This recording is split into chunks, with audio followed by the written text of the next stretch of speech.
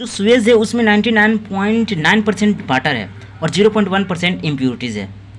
इसका मतलब हुआ कि जो सस्पेंडेड सॉलिड है उसमें आपका क्ले, सैंड, पीबल्स शामिल है और जो क्लोइडल मटेरियल्स है उसमें फिशेज मैटर है, क्लोथ, बैक्टीरिया और पेपर शामिल है। डिजोल्व मैटर में नाइट्रेट, NH3 और फॉस्फेट शामिल है। एंड यहाँ पर एक कंसेप्ट आता है BOD, biochemical oxygen demand.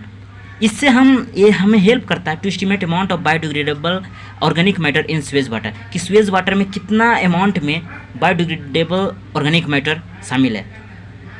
It's amount of oxygen required to completely oxidise organic matter. ये अमाउंट ऑफ ऑक्सीजन बताता है जो हमें ज़रूरत होता है ऑर्गेनिक मैटर को कम्प्लीटली ऑक्सीडाइज करने के लिए 1 लीटर वाटर में। तो अगर BOD मोर हुआ तो इसका मतलब हुआ कि जो पानी है डेट इज़ मोर डर्टी, वो ज़्यादा गंदा है। तो more plants in ponds more will die.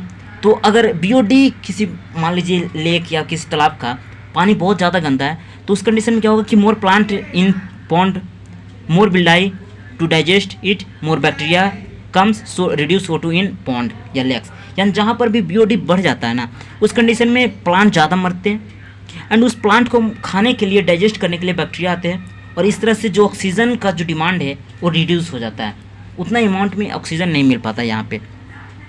तो water prevention and control pollution act 1974 में लाया गया to safeguard our water resources, ताकि हम अपने जो वाटर रिसोर्सेज है उसको सेफगार्ड कर सकें। And other one is eutrophication. Eutrophication क्या? It's is natural ageing of lake by sewage inorganic nutrients. ये नेचुरल एजिंग है लेक का बाय सीवेज इनऑर्गेनिक न्यूट्रिएंट्स के कारण। तो जो वाटर हाइजीन से वर्ल्ड्स का मोस्ट प्रॉब्लमेटिक एक्वेटिक बीड्स है, इसको लाया गया था फॉर फ्लावरिंग के लिए, सजाने के लिए, और इसने लोगों के लिए प्रॉब्लम क्रिएट कर दिया। कल्चर या accelerated eutrophication that is fast ageing of lake due to human activity.